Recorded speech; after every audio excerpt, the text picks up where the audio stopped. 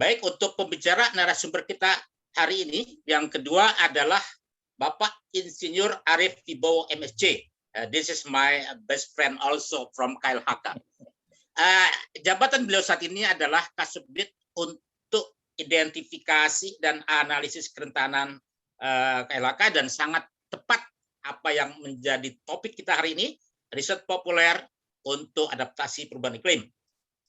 Kemudian untuk tempat dan tanggal lahir Klaten 11 Desember 1963, email arifwibowo2020@gmail.com, nomor HP 0813 sekian.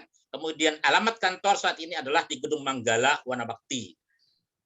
Selanjutnya, untuk pendidikan S1 beliau adalah teknik kimia untuk di Universitas Diponegoro. Kemudian Master of Science beliau adalah University of Leeds, UK, dalam disiplin Environmental Pollution Control. Beliau banyak sekali untuk menduduki posisi-posisi di Kementerian LHK dari mulai tahun beliau masuk sampai saat ini. Dari mulai awal, kemudian sampai saat ini, dan sekarang juga bersama dengan Profesor Takama masih berkecimpung di permasalahan perubahan iklim. Begitu pula dengan kegiatan-kegiatan beliau sekarang, memimpin ketua tim teknis, kemudian juga sebagai peneliti di beberapa kerjasama dengan BKF, kemudian USAID dan BMKG. Nah, tidak berpanjang kata kepada Pak Arief, saya siapkan waktu 25 menit. Silakan. Terima kasih Pak Budi. Mohon izin share screen ya. Assalamualaikum warahmatullahi wabarakatuh. Bapak Ibu sekalian, Ketua Program Studi Pendidikan Geografi UHAMKA, sebuah kehormatan saya diundang sahabat saya. Ini yang sudah bermetamorfose juga menjadi buah profesor juga ini insya Allah. Menemani Profesor Takeshi, sahabat saya yang juga lumayan lama kita bekerja sama di bidang climate change adaptation. Teman-teman, saya lihat ini luar biasa jumlahnya, ini meningkat terus, ini hari Sabtu tetapi rupanya laris manis ini acaranya Pak Budi ini. Dan saya ingin sharing, menambahkan, mungkin melengkapi, karena saya bukan profesor, jadi saya praktisi. Jadi ini PR kita ya Pak Takeshi, Pak Budi, dan Bapak Ibu sekalian, teman-teman sekalian mahasiswa. Ini mahasiswa atau gabungan, ada semua ya Pak Budi? Ada guru juga Pak. Ya Bapak guru, dosen, dan sebagainya. Saya tentu dari sisi prakteknya nih, bagaimana sebetulnya bahasa topik kita hari ini adalah agar populer ini ya, agar isu climate change adaptation itu betul-betul bisa diminati, bisa diterjemahkan di dalam implementasi pembangunan tentu saja di berbagai level. Sebentar, saya sedang mencari file saya. Ya.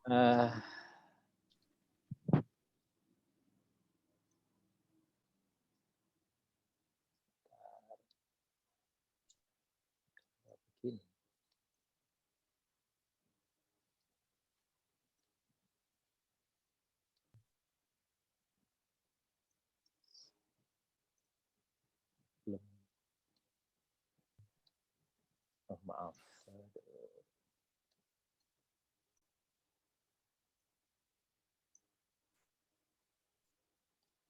Salah. Sebentar. Maaf nih, agak gaptek juga ini. Nggak apa-apa Pak. Santai saja.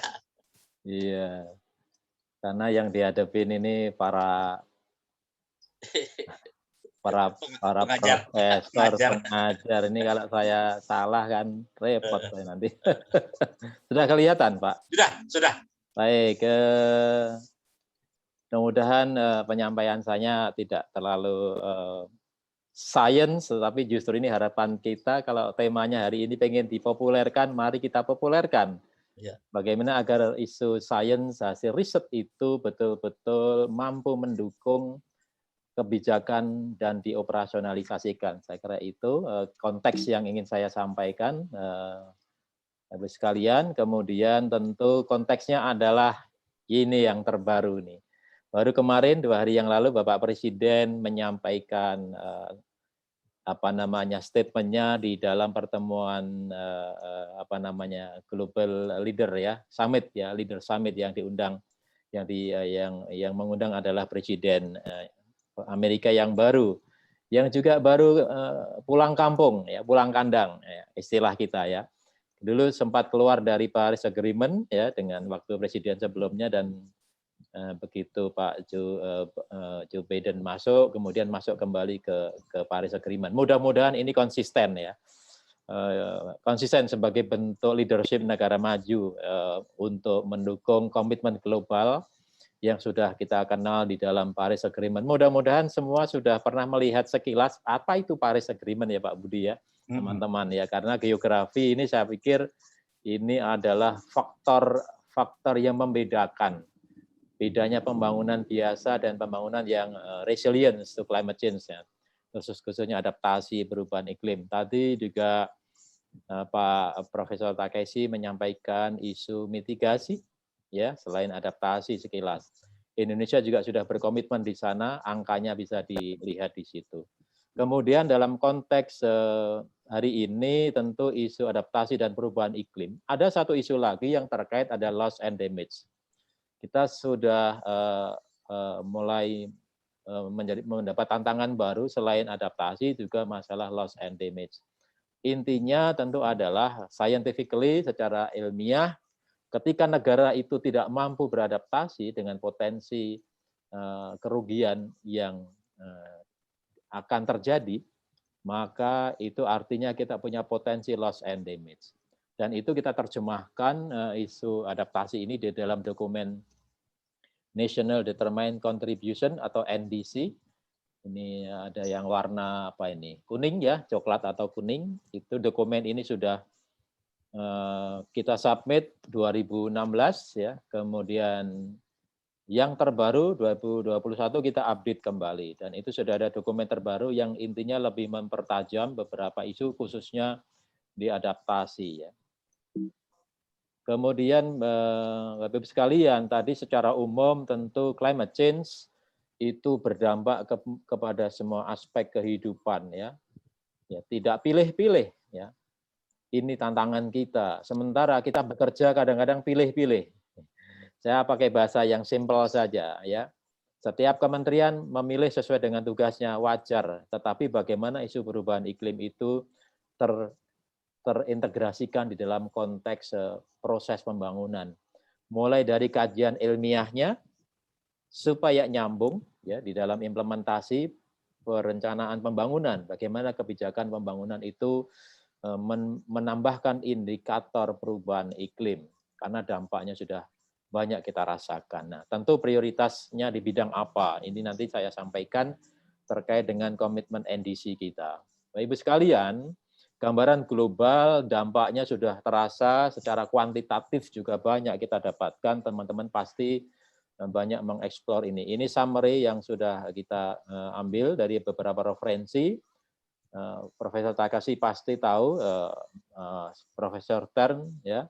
Kebetulan saya pernah ketemu waktu di Katowice di Polandia dengan beliau, yang menghasilkan salah satunya adalah ini summary dari dampak perubahan iklim, khususnya kenaikan suhu dari kondisi 1 derajat, sekitar 1 derajat hingga di atas 5 derajat. Ini adalah analisis yang mereka lakukan. Kemudian bagaimana kondisi Indonesia? Ini saya lewatkan, tidak terlalu detail ya Pak Budi, mungkin bisa dilihat sekilas karena waktu. Kemudian Indonesia sendiri, kami sudah melakukan beberapa kajian teman-teman, Bapak Ibu sekalian. Ini hasil penelitian ya. Ini hasil penelitian kita Indonesia, para pakar, para peneliti, dan kami kompilasi untuk beberapa bidang yang memang sangat terbatas, Pak Budi. Di Indonesia masih sangat terbatas penelitian di bidang itu. Sektornya sangat terbatas. Tadi ada tambahan kakao, saya kira ini bagus sekali karena Indonesia menjadi salah satu penghasil kakao juga ya. Saya kira ini tantangan kita juga luar biasa terhadap potensi kerugian. Coba kita lihat kebutuhan dasar kita. Penurunan air saja yang warna kuning itu, jumlah mata air sudah hilang 75%. Artinya ini sangat menyeramkan ya, penurunan debitnya otomatis ya akan turun ya. Artinya kelangkaan air semakin meningkat, semakin suhu dan seterusnya. Saya kira ini fenomena ini terjadi di berbagai bidang kehidupan kita dan ini harus kita respon dengan cepat. Nah, dalam konteks makro, indikator pembangunan kita, penurunan GDP kita, ada yang menghitung teman kita sekitar 1 sampai 9 derajat GDP nasional kita. Ya, 1 sampai 9 derajat. Bahkan dari sisi ekonomi saja itu 1,9% untuk beberapa bidang. Baik. Kemudian tentu adaptasi perubahan iklim harus bicara proyeksi setidak-tidaknya 30 tahun. Teman-teman geografi pasti jauh lebih paham. Syarat-syarat WMO adalah at least sekurang-kurangnya data historis dan proyeksi 30 tahun. Ini tantangan kita juga. Bagaimana memperbaiki informasi perubahan iklim baik historis maupun proyeksi. Ini kondisi proyeksi kita sampai periode 2030. Ini summary-nya sebelah kanan bisa dilihat dan sampai periode 2030 itu kenaikan suhunya maksimum 2,25 ya. Saya kira ini bisa dilihat kalau diperhatikan dari dampaknya tadi. Tentu ini harus menjadi kita serius dalam menangani. Kemudian curah hujan demikian juga tentu saya lewatkan saja, tapi ini kita sudah memiliki informasi ini baik dari BMKG maupun dari data-data global. Kemudian sea level rise, ya suhu permukaan laut dan sebagainya juga sudah ada data. Halo, apakah terdengar Pak? Ada Pak, bagus. Oh iya, saya dengar kok kresek-kresek gitu ya. Ya, enggak bagus. Ya, makasih. Bapak, Ibu, teman-teman, peta dampak kami juga sudah sampaikan ini berbagai bidang tadi. Dokumennya juga sudah kami publish di dalam dokumen TNC, namanya Third National Communication. Ya. Yang kita submit di... Halo, masih ada yang on ya? Mohon di-mute dulu, ya. Ya, mungkin lupa.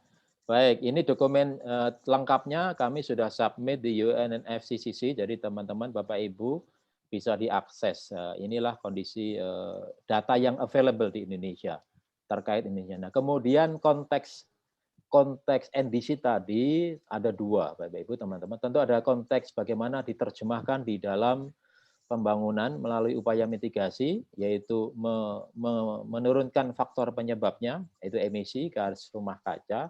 Yang kedua adalah menurunkan dampaknya. Karena semampu-mampunya kita itu mampu menurunkan emisi gas rumah kaca, dampak perubahan iklim itu masih akan terus terjadi. Kenapa? Secara ilmiah kita tentu tahu karena umur gas rumah kaca adalah ratusan tahun.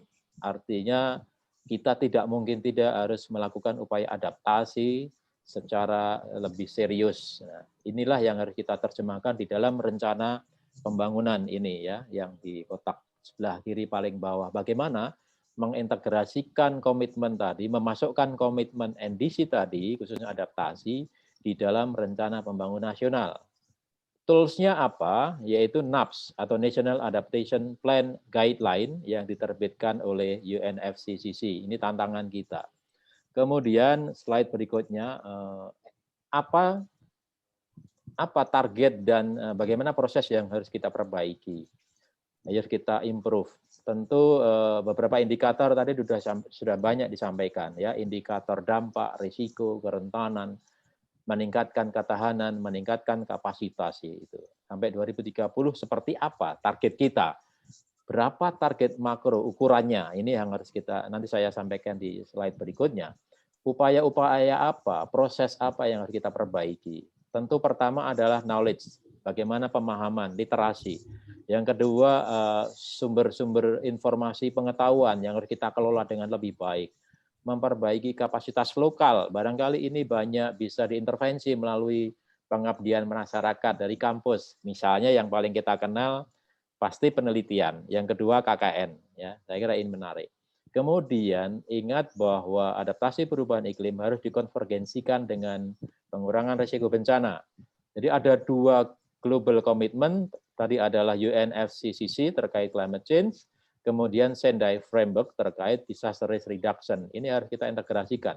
Karena dua-duanya ini seperti dua sisi mata uang. Ya. Kalau koin itu ada yang melihat dari sisi disasternya, ada yang melihat dari sisi adaptation-nya, ya, mitigasi bencananya, dan ada sisi adaptasinya. Nah, kemudian tentu secara operasional, bagaimana penerapan teknologi yang adaptif. Nah, ini saya kira tantangan kita dari sisi riset agar ini betul-betul termanfaatkan. Ya, ini saya kira kerangka pikir yang sudah saya ceritakan di slide sebelumnya. Ini struktur dari dokumen roadmap-nya, Bapak Ibu, kebetulan baru masih hangat, kita sudah memiliki dokumen roadmap-nya untuk NDC adaptasi. Nanti kalau diperlukan, monggo nanti saya sharing. Kemudian, bagaimana ukuran kita, Indonesia, ini konteks Indonesia.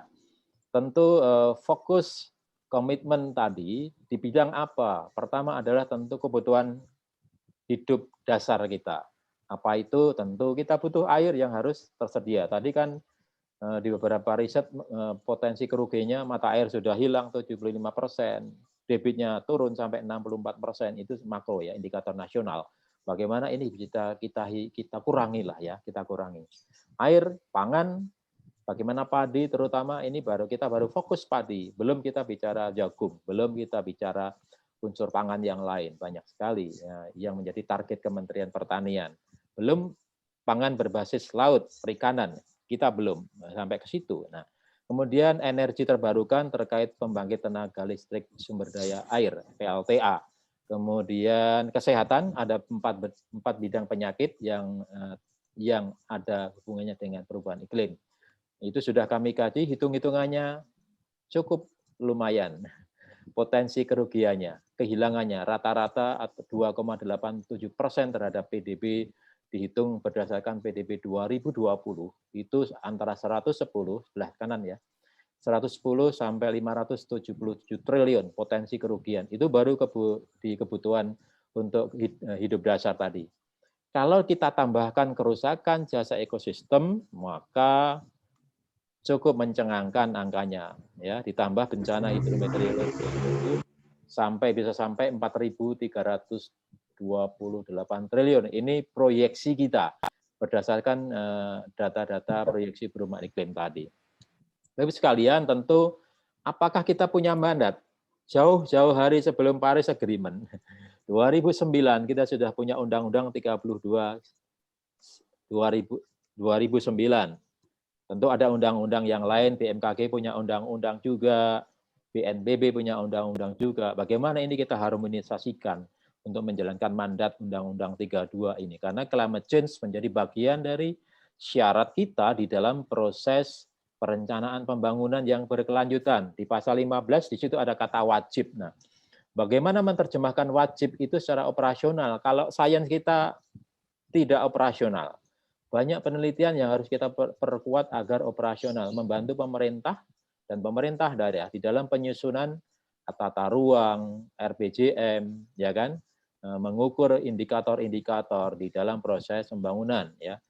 Dan isu adaptasi ada di poin E di pasal 16 yang sebelah kanan bawah, Bapak Ibu teman-teman bisa cermati di situ. 2009 kita sudah memasukkan indikator itu, tetapi itu belum banyak dilakukan. Kenapa? Karena keterbatasan pakar kita pada saat itu. Ya, pada saat itu di dalam mengimplementasikan, bukan tidak ada tetapi keterbatasan. Satu, jumlahnya mungkin masih terbatas, dua, sebarannya. Saya kira ini tantangan besar kita. UHAMKA saya kira saya sangat apresiasi mengundang saya meskipun agak KKN sedikit pertemanan, tetapi karena niatnya baik, saya kira mudah-mudahan ini mendapatkan ridho Allah Subhanahu wa taala. Siap. Kemudian konteksnya adaptasi di mana? Tadi kan ada Paris Agreement saya sampaikan di awal. Kemudian kita punya Undang-Undang 32, kita integrasikan di dalam yang kita kenal baru kemarin lahir tanggal 1, yaitu pembangunan berketahanan iklim yang di launching oleh Bappenas. Mari kita keroyok itu. kekuatan kelemahan kita di mana yang harus kita perbaiki agar komitmen maupun mandat undang-undang itu betul-betul dijalankan melalui instrumen yang sudah ada. Di global ada NAPS guideline, di nasional ada KLHS. Integrasikan di situ dalam proses perencanaan. Apakah jangka pendek, jangka menengah, jangka panjang, bahkan kita bisa proyeksikan sampai 2100 ya Pak Budi ya. Kita sudah proyeksikan data perubahan iklimnya sampai 2100. Ya. Tapi proses pembangunan kita masih memperjuangkan kembali rencana pembangunan jangka panjang yang dulu sempat hilang ya kan, karena korban politik ya. Tapi mari kita perbaiki. Nah, kerangka pikirnya tadi banyak dicontohkan oleh Pak Profesor Takeshi ya kan. Indikatornya apa, Bapak Ibu teman? Tadi adalah dampak, itu yang paling gampang kita cerna. Faktor dampak itu apa sih penyebabnya? Tadi bahaya iklim, stresornya ya. Ada stresor yang tidak biasa, yang tidak business as usual. Kemudian faktor kerentanan dan keterpaparan, yang di situ ada komponen sensitivitas, kapasitas adaptasi, kemudian disitulah menjadi menghasilkan informasi resiko. Artinya resiko adalah potensi dampak masa depan yang kami hitung tadi, potensinya adalah sekian triliun tadi. Nah, itu yang harus kita terjemahkan di dalam pembangunan sosial ekonomi di negara kita tadi. Ya, ini kerangka IPCC sebetulnya yang sudah kita kenal semuanya. Kemudian terjemahan di Indonesia bagaimana? Kami sudah menyiapkan peraturan menterinya supaya operasional. Kalau kerangkanya seperti itu kan bingung juga kita. Pemda, mungkin kawan-kawan peneliti, pakar, bagaimana menerjemahkan di tingkat tertentu yang kita sesuaikan. Pertama adalah apakah dia akan melakukan analisis pembangunan makro nasional dengan indikator yang nasional, atau meso yang provinsi, atau secara spasial itu 1:2050. Kira-kira secara zona iklim ada 2 zona iklim nih Pak Budi. Ya. Jadi kalau zona iklimnya adalah sekurang-kurangnya 2 zona iklim, ini kita kategorikan analisisnya meso. Kemudian kalau bisa lebih hanya satu ekosistem, 1 zona iklim, itu adalah skalanya mikro. Kemudian ditapak lebih detail lagi, ditapak. Nah, ini prosesnya dan indikatornya adalah di situ ada V, ada vulnerability atau kerentanan, R itu adalah risk, risiko, kemudian I itu adalah impact ya. Dan tentu proses yang paling rendah ditapak tentu harus partisipatori. Nah, ini kerangka pikir untuk membantu kita di dalam melakukan assessment ya, penelitian apapun namanya, kajian yang membantu di dalam memahami tingkat risiko mana yang harus diprioritaskan. Kenapa anggaran kita terbatas, sektornya juga harus kita pilih-pilih. Saya kira itu. Kemudian indikatornya Pak Budi dan Bapak Ibu sekalian, ini ada indikator minimum yang harus kita masukkan sebagai syarat. Kalau ini kurang, pasti intervensinya akan timpang ya. Demografi ini pasti penting karena kita selalu tumbuh, penduduknya butuh rumah, butuh air, butuh energi, butuh listrik, butuh menghasilkan sampah ya kan. Perilaku kehidupan demografi sangat menentukan. Jadi kebijakan apa yang nanti harus diperbaiki di demografi? Tata guna lahan dalam konteks darat maupun laut tentu saja, mata pencaharian, ini kebutuhan dasar kita, kesejahteraan, infrastruktur, ya kan, sumber daya air, pendidikan, kesehatan, kelembagaan masyarakat, penting kelembagaan masyarakat, karena kita berharap dukungan publik masyarakat untuk menjadi bagian dari solusi ya. Kemudian jenis bahayanya tentu ada wilayah darat dan laut, ini juga sudah kita kenal betul dan konsep risiko tadi sudah saya sampaikan agar strategi pembangunan, aksi pembangunan itu tepat sasaran, tepat lokasi, sehingga anggaran yang ada tepat juga supaya loss-nya kita kurangi lah. Yang sekian triliun tadi. Karena negara kita punya keterbatasan ditambah didera dengan Pak Takeshi tadi hitung-hitung 2,2 minus ya, 2, minus karena COVID. Nah, mudah-mudahan tahun-tahun ke depan lebih baiknya. Strateginya apa? Strateginya ada, kami sudah klasifikasikan menjadi 8 strategi penting yang harus kita jadikan panduan kita, guideline kita. Apakah oleh pemerintah daerah, swasta, perguruan tinggi, researcher, dan sebagainya. Kita harus perkuat instrumen kebijakannya, itu pasti kewajibannya pemerintah. Tapi kebijakan yang betul-betul memasukkan indikator adaptasi, kita memerlukan riset yang bisa dipakai, hasil riset yang bisa dipakai. Tadi kan proyeksi perubahan iklim, kita terjemahkan apa implikasinya untuk pangan, apa implikasinya untuk masyarakat, dan sebagainya. Kemudian strategi yang kedua adalah perencanaan, tentu ini dikoordinasikan oleh pemerintah, baik Bappenas, Bapeda, ya, kemudian dengan pelibatan berbagai pihak. Yang ketiga adalah literasi, nah ini tugasnya kampus ini, literasi kalau pendidikan formal, ya non formal kita bersama, ya kan, NGO dan sebagainya, literasi terkait adaptasi tentunya, apa itu kerentanan sih, bedanya risiko dengan kerentanan apa sih, bedanya adaptasi dengan pengurangan risiko bencana apa, saya kira ini yang harus kita perkuat, standar-standar apa yang harus kita perbaiki, sehingga kita memiliki referensi yang betul-betul kuat di dalam mendukung praktek kebijakan, ya.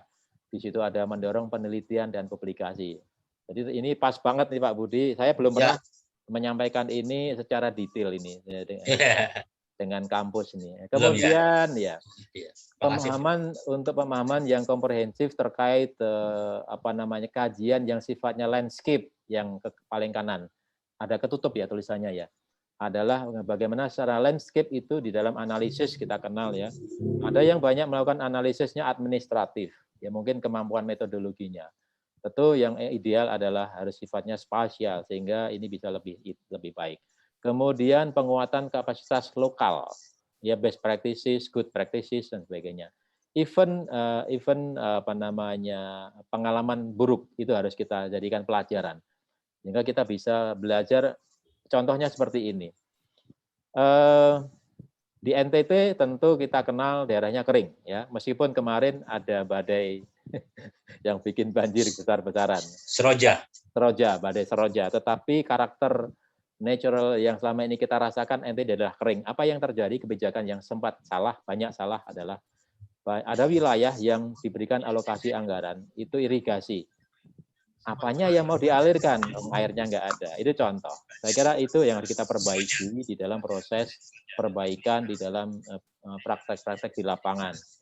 Apa? Berarti ada ketidaksambungan antara... Maaf Pak Arif, 2 menit lagi waktunya. Baik. Ada ketidaknyambungan antara kebijakan nasional dengan kondisi lokal. Ini kita butuh data yang akurat. Nah, bagaimana teman-teman saintis, perguruan tinggi ini membantu di dalam penyediaan informasi yang bisa dipakai oleh pengambil keputusan. Jadi persoalannya bukan karena salah, tapi tidak ada informasi yang nyambung. Salah satunya ya saya kira itu. Jadi objektif indikator itu yang harus kita perbaiki dari sisi sains. Jadi terjemahan saya mempopulerkan sains saya kira di situ ya, supaya dipakai lah intinya kan gitu. Kemudian peningkatan manajemen pengetahuan, indikatornya adalah risiko tadi. Kita punya sistem SIDIK, Pak Budi ya, kita punya Inaris, ya. SIDIK itu di KLHK, kebetulan saya bersama-sama teman-teman yang dulu melahirkan di 2013, kita launching dan sekarang sudah 2018, data terakhirnya dari data Podes, masih data Podes. Dan lain-lain kita juga ingin memperkenalkan indikator yang namanya kode risiko.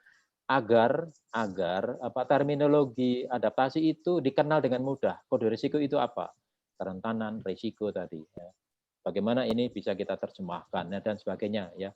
Kemudian partisipasi pemangku kepentingan hari ini tentu kampus menjadi salah satu pilar yang sangat strategis. Dan yang terakhir adalah penerapan teknologi yang adaptif. Action-nya bagaimana? Teknologi yang tepat, kalau bahasa kita di masyarakat, teknologi tepat guna, teknologi yang resilient, teknologi yang climate proof, dan sebagainya. Banyak istilah lah teman-teman. Yang ini mudah-mudahan tinggal sedikit, ini saya kira kontribusi yang kita harus manfaatkan peluang ini. Partai stakeholders itu adalah mewakili negara, non-partai stakeholders termasuk kampus dan para peneliti. Bagaimana paling tidak yang di tengah itu ada mendorong upaya-upaya penelitian yang aplikatif, inovasi teknologi yang tadi banyak saya sampaikan. Saya kira bisa dilihat nanti, kalau pemerintah kan nyusun standarisasi, NSPK, kebijakan, dan sebagainya. Nah, mari kita bangun ini, sinergi kita semakin erat ke depannya. Kemudian, 2 slide terakhir, singkat saja. Ada 6 output yang kami sudah klasterkan Pak Budi, Bapak sekalian. Pertama Yes. adalah aksinya apa?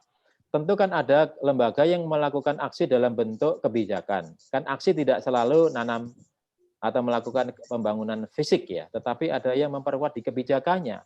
Kementerian Keuangan, Kementerian Desa, barangkali ada anggaran desa yang bisa didorong untuk aksi adaptasi perubahan iklim. Itu sudah ada permennya. Jadi kita bisa manfaatkan itu dalam konteks misalnya pengembangan program desa-desa tangguh, ya desa berketahanan iklim, desa tangguh bencana, macam-macam lah istilah itu.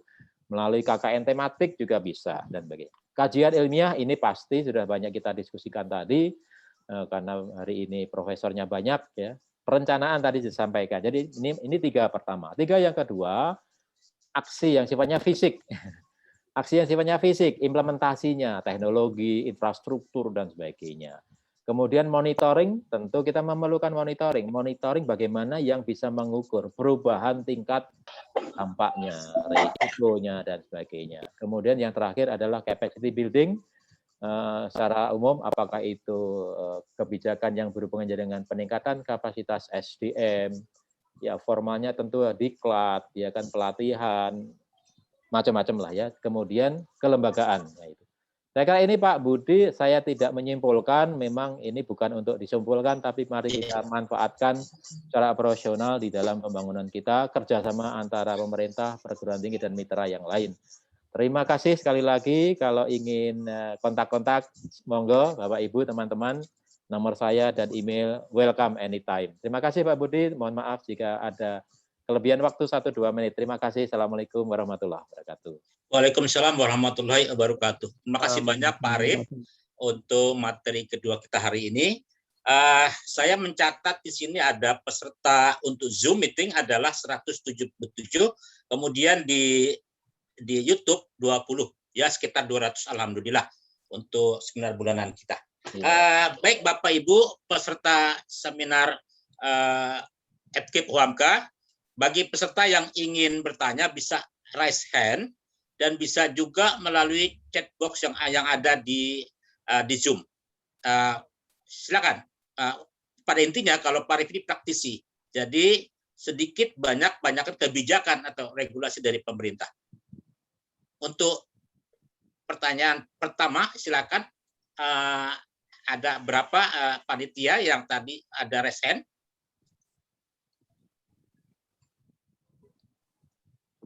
Yang saya baca lihat di depan saya ada Adirian Pangestu melakukan raise hand. Apa benar? Silakan kepada Pak Mas Adi. Ya, baik, Pak Budi, terima kasih. Ya. Selamat pagi untuk pemateri Bapak Arief dan Profesor Takeshi.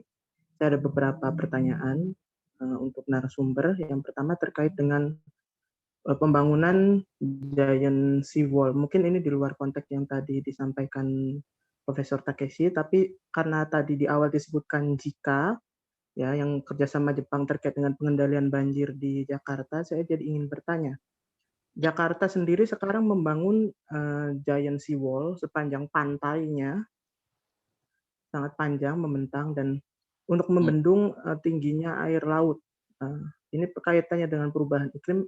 Kalau kita baca di sosial media, katanya Jakarta itu kota yang paling akan cepat tenggelam karena kenaikan muka air laut. Jadi sebenarnya seberapa cepat kenaikan muka air laut di dunia dan seberapa urgent pembangunan giant seawall itu di Jakarta. Lalu yang kedua, untuk ini spesifik Pak Arief mungkin ya, KLHK ya. Yeah. Kalau saya naik motor itu isi bensin, sekarang ada tulisannya gunakan Pertalite karena hasil kerjasama KLHK ya. Nah, selain kebijakan tadi yang alih dari premium ke Pertalite, yang kebijakan bersifat teknis lainnya yang dirasakan masyarakat itu seperti apa untuk pengurangan emisi gas karbon? Terima kasih. Ya. Kan untuk pertanyaan pertama dulu kepada Dr. Takama, Profesor Takama. Oke, saya ini tentang sea level rise di Jakarta. Kalau saya pakai framework saya present, ada 3 faktor ya. satunya sea level rise, apanya sensitivity, sistem mungkin ada masalah dan apanya kapasitasi. Dan sudah ada identifikasi ada masalah, contohnya sea level rise. Jadi kedua harus belajar apa sistem apa mungkin ada masalah. Contohnya kalau ada giant wall, mungkin tidak ada masalah. Kalau ini fungsi orang tinggal di sini mungkin tidak ada masalah. Tetapi mungkin kadang-kadang mungkin air masuk, tapi hidupkan mungkin tidak masalah. Tetapi mungkin ada masalah kotoran di sana dan mungkin orang-orang menjadi sakit. Ya, jadi harus belajar apanya benar-benar masalah dari sea level rise. Dan ketiganya adaptasi ya. Apanya ini tidak sea level rise tidak bisa ganti ya. Jadi sensitivitas mungkin tidak bisa ganti. Orang bisa jalan ya keluar di Jakarta. Mungkin ini satu solusi. Tetapi kalau tidak bisa pikir solusi ini, solusinya ketiga saja ya. Ketiganya memperbaiki adaptasi ya, capacity.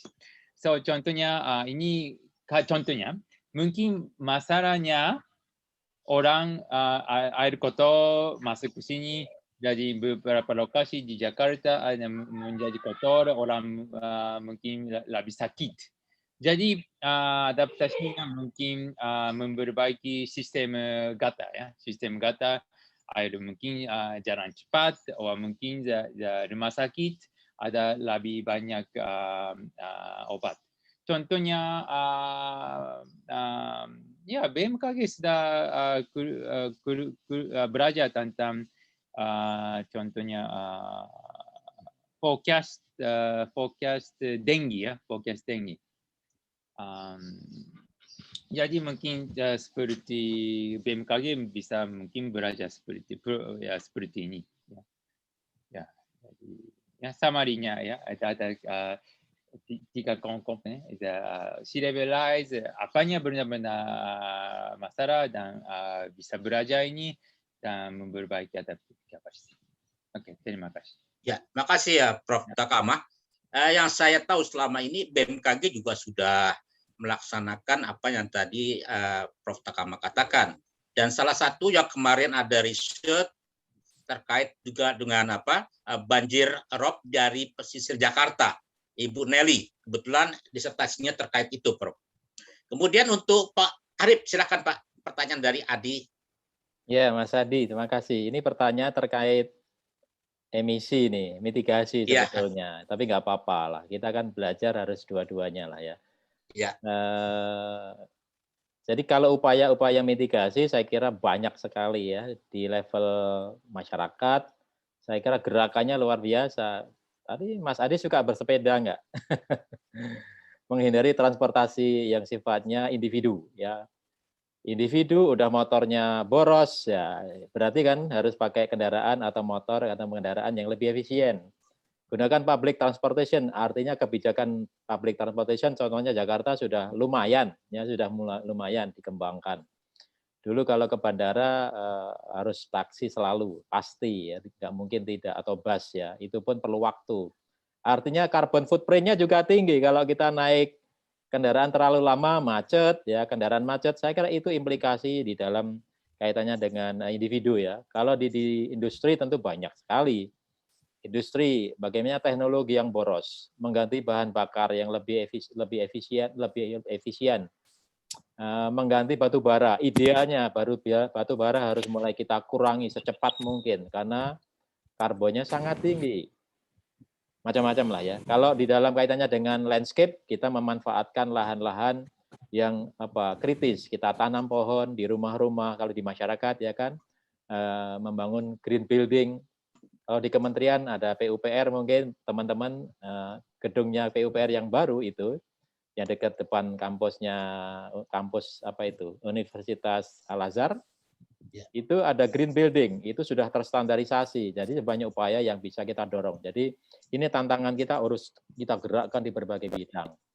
Pak Budi kalau boleh menambahkan sharing terkait dengan isu-isu coastal nih Pak, terkait silakan Pak. Terkait giant sea wall itu adalah salah satu teknologi upaya untuk merespon ancamannya. Karena kan kita tidak bisa melawan sea level rise, ya kan Pak Takeshi ya. Artinya hazardnya yang ini kita kurangin dengan melalui pembangunan giant sea wall. Tetapi upaya yang lain, faktor kerentanannya tadi Pak Takeshi sampaikan. Yang kalau kue tadi donat yang saya sampaikan tadi, yang hazard itu sebelah kiri, kerentanan dan exposure ini juga harus kita perbaiki dari sisi air bersihnya, sampahnya, perilaku manusianya, infrastruktur untuk kebutuhan dasar tadi supaya resikonya turun dari hazardnya yang diperbaiki, kemudian dari sisi kerentanannya. Kemudian kalau coastal itu isu selain sea level rise adalah land subsidence. Apa penyebabnya? Paling besar adalah kita tahu adalah karena kita banyak mengekstraksi air tanah yang kecepatannya kurang lebih sama dengan kenaikan air muka air laut antara 0,8 sampai 1,2 cm per tahun. Ingat per tahun. Makanya Semarang sudah tenggelam, ada beberapa satu kompleks perumahan yang hilang. Demak ada satu wilayah desa yang sudah nggak bisa dihuni dan sebagainya. Pekalongan, apalagi kalau main ke Pekalongan, itu sudah juga dibangun tembok yang sudah lebih, yang air lautnya sudah di atas rumah penduduk di balik tembok itu kalau main ke sana. Mangrove juga harus kita perbaiki. Saya kira ini konteks yang harus kita lakukan nanti lah. Saya kira itu tambahan dari saya. Mohon maaf saya tidak bermaksud apa-apa, saya hanya sharing saja. Land subsidence itu menjadi juga faktor yang harus kita perhatikan di dalam kebijakan penggunaan air tanah. Karena beberapa Pemda sudah menerapkan. Surabaya sudah melarang nih, bikin sumur bor itu sudah dilarang. Manfaatkan air sungai yang melimpah kalau pada saat hujan, tampung di situ dan sebagainya. Nah, saya kira ini tantangan besar kita di dalam membantu kebijakan pemerintah. Makasih Pak Budi. Kalau ada yang lain, ini masih ada nih. Ya, makasih Pak Arif atas tambahan jawabannya. Untuk reskan yang berikutnya, saya minta Pak Rafael Osok untuk unmute. Kemudian siap-siap Pak Abdul Manan dari MGMP. Silakan Pak Rafael. Di unmute dulu Pak, di unmute dulu. Unmute dulu, suaranya ya, belum kelihatan. Suaranya belum dengaran. Tolong panitia bisa dibantu unmute nggak? Oke. Oh ya sudah. Silakan. Pak Budi dan teman-teman semua, Pak Arif dan Pak Takeshi. Saya mengajar di pendidikan geografi di Unpad Ambon dan Fakultas. Saya ingat apa yang tadi Pak Arif katakan bahwa beberapa kebijakan nasional ini kadang-kadang tidak selaras dengan kondisi daerah, dan saya setuju sekali. Saya alami beberapa hal beberapa bulan terakhir ini, misalnya untuk pencapaian MDGs atau SDGs, pembangunan nasional yang berkelanjutan itu disusun berdasarkan indikator-indikator nasional ya. Sehingga di dalam beberapa kajian seperti kajian lingkungan hidup strategis untuk RPJMD itu menggunakan indikator-indikator pembangunan berkelanjutan secara nasional. Dan ini bila diterapkan di daerah-daerah seperti Maluku yang wilayah kepulauan, ini menjadi tidak cocok. Misalnya untuk pangan itu indikator MDGs-nya dihitung berdasarkan jumlah kalori. Padahal Maluku ini daratnya sedikit, lautnya lebih banyak. Sedangkan untuk protein tidak dimasukkan. Protein, ya. Karena pangan Maluku jadi kurang nilainya, menjadi rendah. Karena dia hanya menggunakan produk darat, tidak laut. Betul. Jadi protein tidak masuk, padahal laut di Maluku lebih luas. Kemudian untuk sumber daya air, Maluku juga rendah karena pulau-pulau kecil daya tampungnya dan daya dukungnya rendah, jasa ekosistemnya jadi rendah. Jadi saya mohon juga mungkin untuk indikator-indikator yang tadi Pak Arif sampaikan secara nasional, bisa disesuaikan dengan kondisi lingkungan di lokal. Karena seperti di Maluku sudah punya roadmap untuk mitigasi dan adaptasi perubahan iklim. Sudah ada rencana aksi daerah untuk adaptasi perubahan iklim. Ini tidak dimasukkan dalam indikator MDGs atau SDGs. Jadi mohon pendapat Pak Arief. Terima kasih Pak Budi. Iya. Ya, langsung Pak. Ada yang lain? Oke, ditampung dulu apa langsung aja, nggak apa-apa ya Pak ya? Oke, langsung aja. Pak Abdul Manan dari MGMP, silakan. Terserah, saya ikut saja. Ya, nggak apa-apa, ditampung dulu. Baik, Assalamualaikum warahmatullahi wabarakatuh. Terima kasih sebelumnya Pak Budi.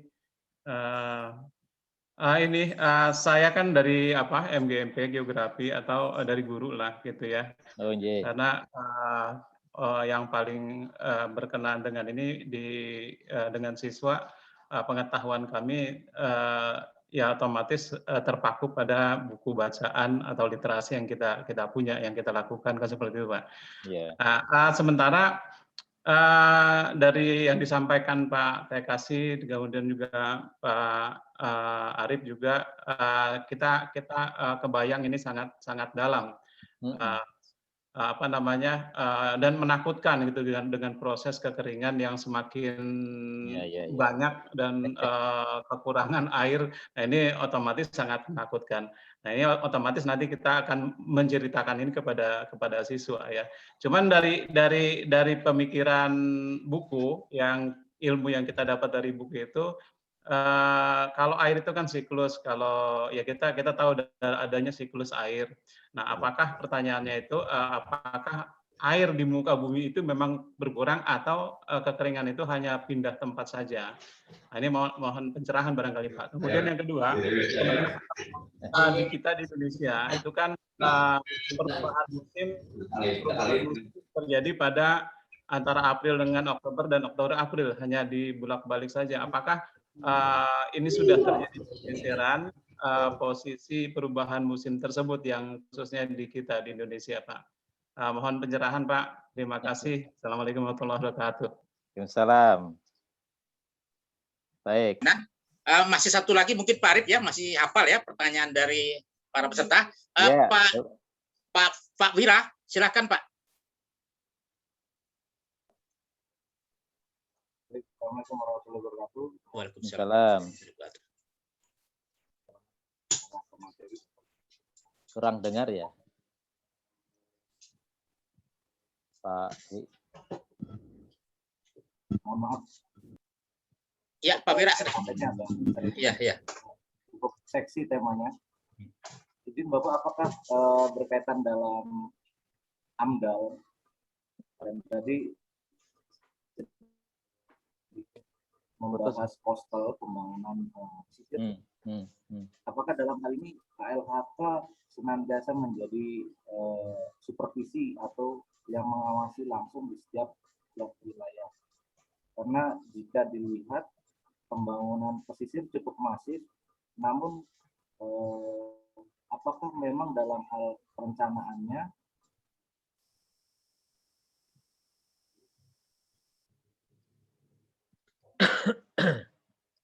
putus Pak Wira, dalam perencanaannya apa maksudnya? Memperhatikan itu kali ya. Oke. Ya, oke. Saya ditangkap lah mudah-mudahan. Masih ada Pak Wira? Putus.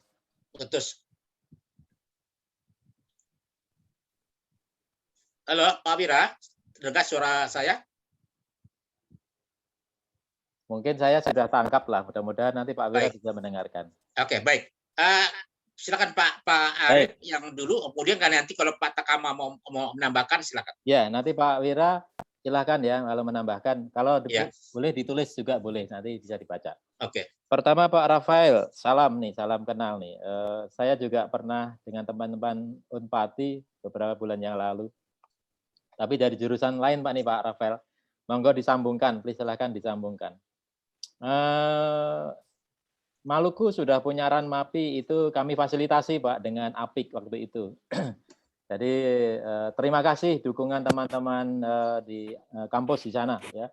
Salam dengan Profesor Max, Pak Agus Kastanya, dan sebagainya, mungkin teman-teman lama untuk memperjuangkan ini nih. Dan that's the only one, the first one, RunMapi yang ada di Pemda, Pak. Itu best practices yang kita dapatkan. Nah, mari kita upscale ke level daerah. Kemudian terkait dengan indikator, betul. Jadi tantangan kita adalah bagaimana membantu pemerintah di level daerah menyusun indikator lokal. Tidak mungkin pemerintah pusat menetapkan indikator lokal. That's impossible. Secara sains, secara kebijakan bukan ranahnya pemerintah pusat, tetapi pemerintah pusat menyiapkan indikator makro yang tangga saya tadi itu, Pak. Yang anak tangga makro, meso, mikro, dan tapak. Itu mari kita bantu dengan case yang ada di daerah, mari teman-teman di kampus yang ada di wilayah itu setidak-tidaknya bekerja sama dengan mungkin ada yang belum tersedia pakar di bidang tertentu, silakan perkuat itu. Mulai dari KLHS di dalam perencanaan, ya, kemudian sampai menyusun yang tadi RunMapi, mitigasi dan adaptasi. Jadi kajian risiko, kajian kerentanan, tambahkan, gunakan indikator lokal. Bapak, Ibu, teman-teman, ingat, nasionally kita belum punya indikator yang disepakati untuk climate change adaptation. Ini tantangan kita. Nah, yang kami lakukan di NDC baru menghitung potensial impact-nya. Impact-nya di produktivitas padi, di ketersediaan air, baru ketersediaan air, belum di detail. Sementara di daerah kan lebih detail. Supply chain-nya, distribution-nya, kalau pangan misalkan jenis-jenis indikator spesifik tadi pangan. Kalau nasional kalori, kalau daerah tidak selalu kalori, mungkin kalori plus apa?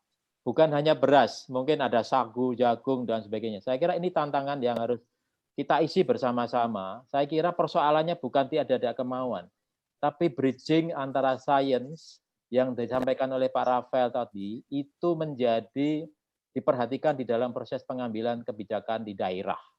Karena kita beri ruang terbuka. Nah, saya sharing saja, kebetulan kami sudah punya indikator kerentanan nasional yang SIDIK tadi, Pak. Itu secara metode, itu secara online bisa dimanfaatkan oleh teman-teman untuk menambahkan indikator lokal. Misalnya ada satu kabupaten atau kota di sana yang belum diintervensi dengan APIK misalnya. Ingin menyusun indikator lokal, teman-teman kampus bisa inisiatif, nanti kami bantu bagaimana memanfaatkan itu. Itu yang kami lakukan selama ini dengan Pemda. Jadi sistem SIDIK itu kami sudah ada 21 indikator sosial ekonomi, Pak Rafael. Saya kira itu tidak lebih dari cukup sebagai indikator nasional. 21 indikator levelnya desa. Jadi desa dan kelurahan, karena itu seluruh desa dan kelurahan sudah bisa tersedia melalui penggunaan data PODES. Memang datanya adalah data yang sifatnya data wawancara, ya.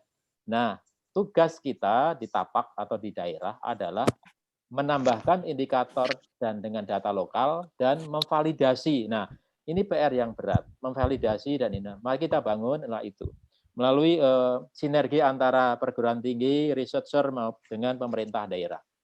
Saya kira ini yang pertama. Yang kedua, mudah-mudahan menjawab. Kemudian Pak Abdul Manan, terima kasih. Ini Pak Guru, saya mudah-mudahan saya tidak diuji ya ini. Sama Pak Wira. Jadi pertama, saya kira memang tantangan kita bagaimana menyambungkan informasi praktek yang ada di Indonesia, di kebijakan ke dalam kampus. Ini saya kira sudah menjadi sangat urgent, ya. Kalau enggak, kita akan kesulitan mencari pakar. Kita kesulitan mencari pakar yang dibutuhkan negara itu apa. Karena seringkali kritikan saya dengan teman-teman Litbang adalah riset itu keluarnya adalah rekomendasi riset berikutnya. Ini yang bahaya. Ya oke, ada begitu, tetapi ada yang aplikatif. Mau didorong riset yang aplikatif. Jangan terlalu rumit, tetapi manfaatkan kebijakan yang memang perlu dibantu. Karena riset tetap diperlukan. Objektif indikator di Ambon pasti beda. Indikator ketahanan pangan di Ambon beda dengan di Jawa, ya kan? beda dengan mungkin di wilayah-wilayah Papua. Saya kira ini yang harus kita bangun. Kita tidak perlu dalam konteks intervensi kebijakan, kita tidak perlu merasa ketakutan dengan indikator nasional, tapi tambahkan. Belum lagi pembobotan ya, ini sudah sains banget bobotnya. Mungkin kalau di Jawa beras itu bobotnya mungkin 99% ya. Ya, tapi kalau di luar Jawa mungkin ada yang 70-30 untuk indikator pangan saja. Itu baru hidrokarbon, belum protein dan sebagainya. Demikian juga yang lain saya kira bisa diperkuat. Nah, silakan nanti diperbaiki dari sisi indikator lokal itu. Kemudian masalah siklus air. Kalau teorinya kan air ini di bumi kan tidak berubah ya Pak. Jumlahnya nggak berubah. Cuman pindah tempat, pindah waktu. Inilah yang kita kategorikan di dalam sains ini, bagaimana proyeksi perubahan curah hujan, baik dari sisi intensitas maupun waktu, periode ulang. Ini Pak Budi ini jagonya ya. Jadi nanti mari kita terjemahkan itu di level yang lebih operasional ya. Kami yang tadi sampaikan adalah baru menyusun makronya nasional. Sehingga bagaimana hubungannya antara proyeksi perubahan iklim, air, untuk ketahanan air, ketika terjadi perubahan pola curah hujan dalam konteks jumlah, waktu, dan periode ulang, kondisi ekstrim, dan sebagainya, itu masuk menjadi pertimbangan di dalam perencanaan pembangunan. Kemudian soal musim, saya kira perubahan musim itu bagian dari dampak. Ya kan, dampak sekian puluh tahun, mungkin ratusan tahun, bahkan ribuan tahun, yang akhir-akhir ini sudah menjadi perhatian kita karena begitu eksponensialnya pertumbuhan pembangunan kita sejak zaman praindustri itu sangat eksponensial.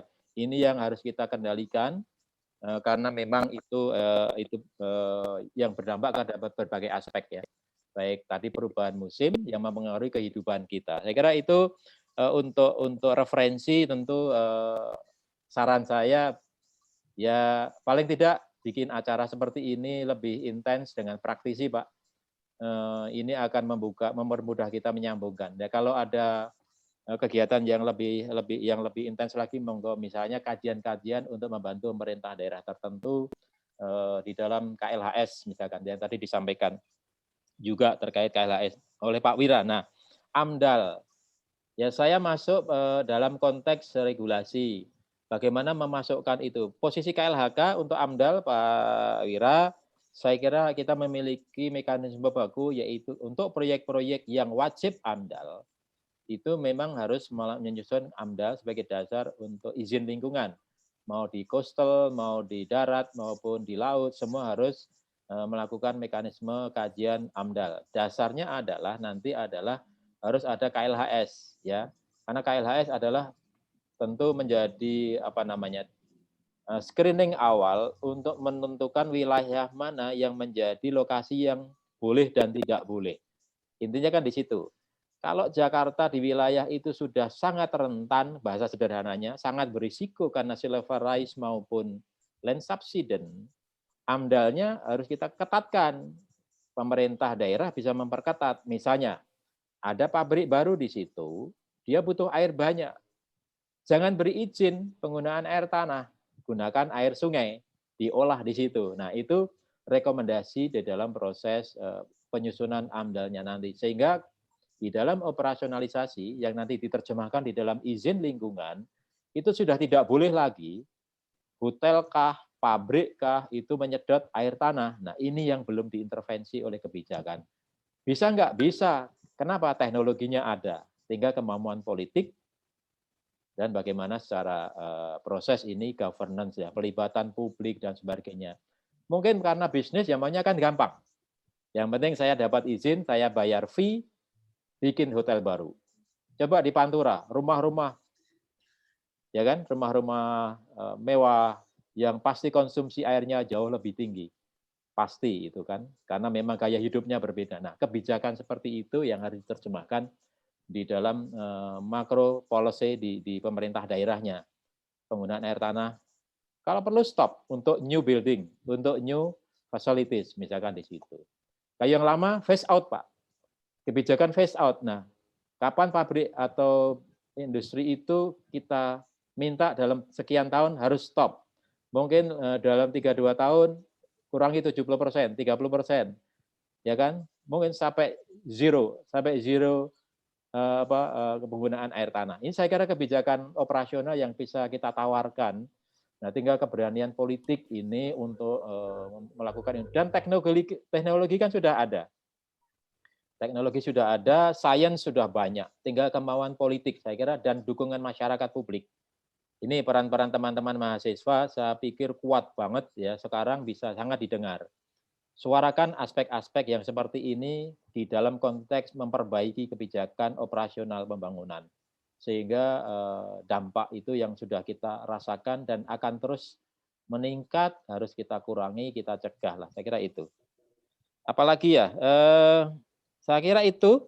Mohon maaf kalau ada yang tambahan, Pak Wira, monggo silahkan, masih ada waktu. Ya siap, Pak Wira, kalau masih tetap mendengar, mau ada mungkin tadi karena terputus. Terima kasih, Bapak. Oh, sudah cukup, Pak. Cukup, Bapak. Oke. Atas penjelasannya, memang kebetulan kami warga pesisir, tercatatnya memang pembangunan. Terkadang kami agak bingung berkaitan juga dengan kebijakan dalam arti apakah memang sudah mendapat supervisi atau rekomendasi dari KLHK atau memang seperti apa bentuknya? Karena kita lihat fenomena terakhir cukup banyak pembangunan pesisir termasuk reklamasi. Betul. Yang apakah memang sudah melalui kajian strategisnya seperti itu. Lalu mungkin mohon izin, terima kasih Pak Budi. Ya, sama-sama Pak. Pernah mengikuti sekolah lapangan iklim. Ya, di Cirebon Pak. Ya, termasuk grup SLI itu amat berpengaruh khususnya bagi profesi saya sekarang, formasi itu. Nah, apakah memungkinkan itu juga diseminasi seperti itu tersebar di wilayah-wilayah lain? Mungkin itu juga yang diselenggarakan oleh Profesor Takeshi. Terima kasih, mohon izin. Ya, makasih Pak Wira. Ada di tempat Pak Arif juga nanti proklim Pak kalau ada pertanyaan ke arah ke sana. Kemudian ada dari Prof. Takeshi Takama, silakan ada tambahan pertanyaan dari teman-teman tiga peserta tadi. Ya, Pak Arif sudah bicara banyak, tapi untuk C-levelize sama question dari Rafael, nasional tidak bisa kerja sampai lokal ya. Ini mungkin mitigasi mungkin bisa. Jadi contohnya emisinya emisi, di mana-mana emisinya emisi, right? CO2-nya CO2 di mana-mana. Tetapi impaknya beda. Impact contohnya di Jakarta mungkin beda di Ambon. Ya, contohnya Swiss di Eropa. Tidak ada laut. Jadi tidak masalah sea level rise. Di mana ya di Indonesia tidak ada salju ya, tidak ada salju. Jadi tidak masalah avalanche, tidak masalah di Indonesia. Tapi impact bukan impact sama, lokasi beda, impactnya beda. Jadi ini ada mungkin bisa guideline atau mungkin tipe ini. Tetapi lokal harus belajar apanya impact di Ambon ya. Ini beda daripada mitigasi. Ya, terima kasih. Ya, terima kasih Prof. Ada satu catatan ini dari Cekbut, Cekroom. Saya bacakan ya pertanyaan dari saudari Dea Setiawati. Apa pertanyaannya, apakah Pak Arif atau Prof. Takeshi Takama, saya juga belum tahu. Apakah kenaikan muka air laut berkaitan dengan pencairan salju es di kutub? Dampak perubahan iklimkah? Bagaimana efektivitas upaya adaptasi dan kearifan lokal masyarakat terkait perubahan iklim dapat mengatasinya? Silakan, mana Pak Arif atau Pak Prof. Takeshi atau Takama dulu yang menjawab. Pak Arif mungkin. Silakan Prof. Takeshi. Prof. Ya, ini sama ya, saya sudah bicara. Jadi harus belajar 3 faktor ya. Apanya impact? Impact itu sea level rise ya. Jadi siapa tidak bisa ganti si levelize ya. Mungkin bisa sila atau staff yang lalu bisa, tapi sekarang tidak bisa ya, ada si levelize. Jadi ini tidak bisa ganti. Apa gantinya adaptive capacity ya. Jadi untuk adaptive capacity harus tahu apanya benar-benar masalah. Ya jadi ini benar-benar solusinya jalan saja ya, dua tadi mungkin. Tapi kalau tidak mau ini harus berat ini mungkin sakit, listrik, transportasi dan memperbaiki membuat solusi untuk benar-benar masalah dari level. Terima kasih. Ya, Pak Arif, silakan. Ya, saya jadi ingat karena ini dengan UHAMK ini tentu tahulah ayat-ayat suci yang sangat kental dengan isu perilaku manusia. Saya kira itu pintu masuk kita yang harus memahami perilaku manusia yang membuat bumi ini kan berubah. Bumi ini rusak kalau di Quran kan ya. Karena ulah tangan-tangan manusia kan intinya kan itu. Nah, dalam konteks perubahan iklim itu yang sebetulnya kita lakukan. Perilaku kita di dalam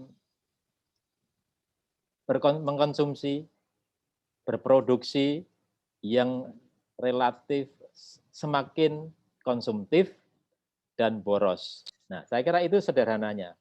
Implikasinya adalah emisi gas rumah kaca meningkat tadi kan. Sederhananya kan seperti itu. Kenapa? Tadi karena dengan emisi gas rumah kaca menyebabkan suhu global meningkat. Sehingga karena suhu meningkat, sederhananya teori yang sederhananya kalau es makin di lingkungan yang makin panas makin cepat meleleh. Secara teori tentu kan es itu kalau mencair volumenya meningkat. Jadi kalau satu gelas Bapak Ibu tambahkan es batu ya, es batu, coba kalau mencair pasti akan tumpah kalau dia tadinya paling tidak meningkat ya kan tergantung lah ya. Di situ sebenarnya kan contoh sederhana. Nah, tadi Pak Takeshi sampaikan kita nggak bisa melawan itu, tetapi yang kita lawan adalah perubahan perilaku kita. Perubahan perilaku kita agar tidak boros sehingga emisinya kita turunkan. Itu yang dari sisi perilaku manusia. Yang kedua adalah dari sisi tadi land use. Kita banyak-banyak nanam pohon yang bisa menyerap karbon. Makanya hutan kita harus jaga. Jangan sampai juga dieksploitasi berlebihan. Saya kira ini yang sudah banyak kita lakukan akhir-akhir ini, semakin ada moratorium. Nah, di situ kebijakan moratorium kehutanan sehingga luas lahan kritis semakin berkurang. Belum nanti aspek-aspek perilaku manusia maupun yang lain, kebakaran. Itu kan juga faktor pemicunya bisa manusia, bisa karena meningkatnya suhu. Dia dua-duanya akan sangat berinteraksi. Kalau makin kelembapannya makin berkurang, artinya mudah terbakar. Kalau ada pemicu manusia, ada puntung rokok paling sederhana, atau sengaja membakar, atau ada orang yang disuruh membakar, ini sudah ke ranah-ranah hukum saya kira. Tetapi saya kira hubungan kausalitas tetap ada, hanya intensitas magnitude-nya seperti apa. Nah, di tingkat lokal, tadi juga sampaikan Pak Takeshi, saya kira yang paling kita rasakan adalah perubahan suhu, kemudian curah hujan. Yang ini sangat berimplikasi dengan perubahan evaporasi yang kemarin itu menimbulkan siklon dan sebagainya yang semakin cepat. Saya kira ini yang harus kita coba perjuangkan. Apanya yang kita perbaiki dari sisi kerentanannya bisa, dari sisi exposure-nya juga bisa. Artinya harus memindahkan atau exposure-nya itu ditingkatkan harus dicari lokasi yang lebih tidak berisiko, kira-kira seperti itu. Ancamannya kalau memang memungkinkan, hazardnya kita kurangi, seperti sea level rise, itu kan, ya mau tidak mau kita harus mencari, kalau tidak, kita pindahkan. Kan ini masalah kebijakan yang harus kita perhitungkan. Nah, hitungan-hitungan itu yang nggak ada yang bantu, ya kita akan sulit. Jadi pakai intuisi aja nanti. Nah, bagaimana ini teman-teman peneliti mengaktualisasikan ya, untuk menghitung dari sisi potensi dampak seperti itu sehingga kebijakannya tepat sasaran. Kalau kita tahu seroja bahkan kejadian, mungkin tidak akan sebanyak itu korbannya. Kalau kita tahu responnya oleh siapa, masalahnya ini yang respon siapa? Pak Budi ngumumin dengan BMKG, tapi yang merespon nggak ada. Umpamanya, kalaupun ada kurang optimal. Itu efektivitas yang tadi ditanyakan oleh Mbak Dea. Bagaimana efektivitas itu? Kearifan lokal, kita tahu banyak sekali local wisdom, local value yang sebetulnya bisa kita manfaatkan. Itu sudah semakin hilang. Padahal di wilayah-wilayah Indonesia masih banyak sekali ya. Di Ambon punya yang namanya apa itu? Sasi ya, sasi. Ya kan mungkin di Jawa ada Pranoto Mongso yang mungkin berubah juga dan sebagainya. Nah, saya kira ini tetap ada relevansi local wisdom, kearifan lokal masyarakat yang harus kita jaga, kita manfaatkan, kita optimalkan agar risiko ini bisa kita intervensi dari sisi makro policy dan aksi di tingkat tapak. Ini harus nyambung. Saya kira ini. Dan itu bisa dilakukan kalau kita memiliki alat ukur yang clear, indikator yang clear, yang tadi sampaikan Pak Rafael. Terima kasih sekali lagi remind-nya. Pentingnya indikator lokal ya. Jadi jangan memaksa pusat bikin lokal, tapi pusat memang pasti menggunakan makro indicator. Nah, kewajiban daerah kita bantu sama-sama menambahkan indikator lokal yang lebih tepat tadi. Jadi ini nyambung banget pertanyaan dari Bapak Ibu sekalian, teman-teman sekalian. Ini sebuah sistem how to connect science to policy sehingga actionnya lebih tepat sasaran. Makasih Pak Budi. Ya, siap Pak Arif. Saya tawarkan kepada Bapak Ibu staf dosen dari UAMKA yang mau lebih mengeksplor pengalaman dari Prof. Takama di Bali terkait saat ini sudah dapat mengembangkan kakao, coklat, kemudian juga kopi menjadi pengusaha dari Bali. Kalau tidak ada nanti Pak Iskandar tadi resen mau bertanya, siap atau hanya sebagai pendengar yang baik Pak Iskandar? Pak Iskandar kawan saya ini dari komunitas masyarakat ideologi Indonesia. Silakan Bapak Ibu dosen. Monggo, silakan. Silakan sedikit Pak Budi. Oh ya, Pak Rafael dulu. Silakan membahas untuk yang tadi pertanyaan. Jadi silakan. Pak Arif, Prof. Takashi dan teman-teman semua, perubahan iklim kami rasakan di wilayah Maluku sudah terjadi. Dampaknya sudah kita rasakan. Hal yang paling terasa adalah perubahan pola hujan dan adanya hujan-hujan ekstrim yang terjadi 4-5 tahun terakhir ini. Dan dampaknya apa? Adalah sering terjadinya bencana seperti banjir, tanah longsor, kemudian adanya perubahan waktu fishing penangkapan ikan di laut. Jadi kecenderungan angin, hujan itu bahkan laut meningkat lebih daripada 3 meter. Ini sangat mempengaruhi ekonomi. Dan sebenarnya ini yang kita ingin dorong supaya kegiatan APIK dan itu mohon Pak Arif juga dorong terus untuk masuk ke daerah, karena saya dengar November 2020 itu APIK sudah stop ya di seluruh, nggak tahu di daerah lain, karena selama itu mereka sangat membantu kita dalam menghitung emisi karbon di daerah kepulauan. Kemarin kita sudah berhasil menyusun rencana aksi daerah di Kota Ambon berbasis emisi ya, tapi kemudian pada November lalu APIK itu sudah berhenti. Jadi saya mau sampaikan Pak Budi bahwa memang dampak dari perubahan iklim itu sudah ada dan kami di wilayah kepulauan itu sangat terasa ya.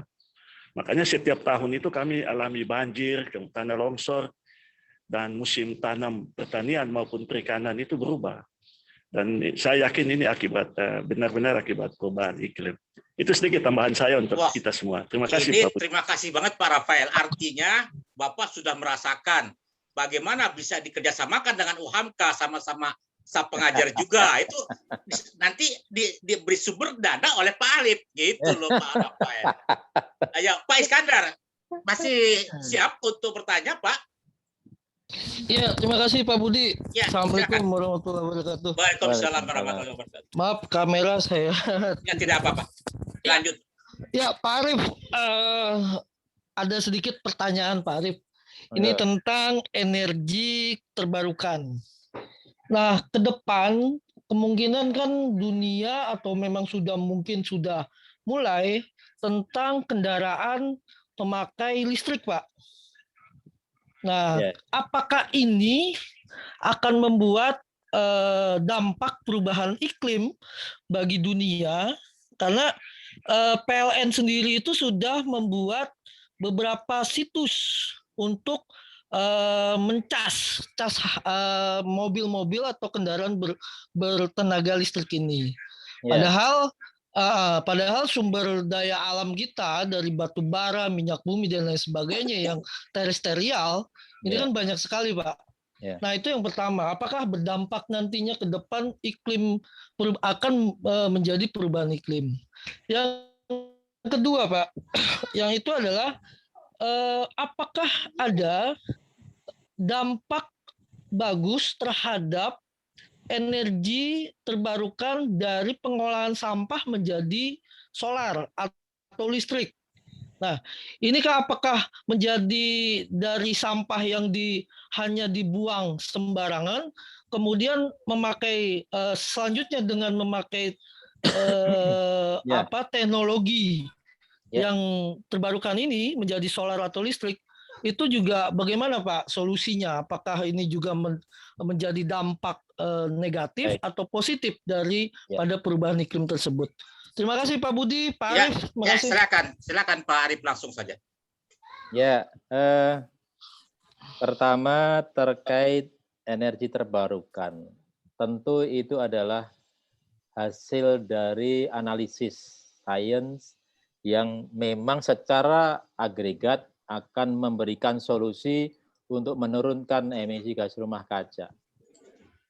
Karena biomas kalau di Indonesia, solar cell misalkan, angin dan sebagainya, itu kan jauh sangat lebih bersih ya dari sisi emisi gas rumah kacanya. Saya kira itu kita tahu. Artinya apa? Kalaupun ada dampak, itu tidak sebesar kalau kita fully tergantung kepada fossil fuel, itu pastilah ya. Itu sudah pasti, itu metodologinya banyak, ya, referensinya cukup banyak.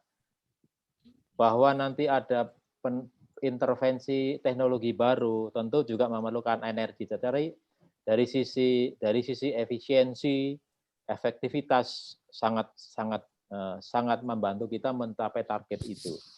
Kalau sumber daya energi yang di terestrial saja, kita masih belum banyak yang explore. Misalnya panas bumi. Ya, meskipun investasinya lumayan tinggi, tetapi untuk jangka ke depan itu akan lebih sustainable karena panas bumi kita luar biasa. Kita saya kira menjadi salah satu negara yang paling kaya ya dengan panas bumi ya, dan yang lain-lain. Biomasa tadi di dalam kebijakan yang kita tuangkan di dalam NDC, kita sebetulnya mendorong penggunaan lahan kritis yang tidak produktif untuk membangun menyediakan sumber daya biomasa sebagai salah satu sumber daya energi terbarukan.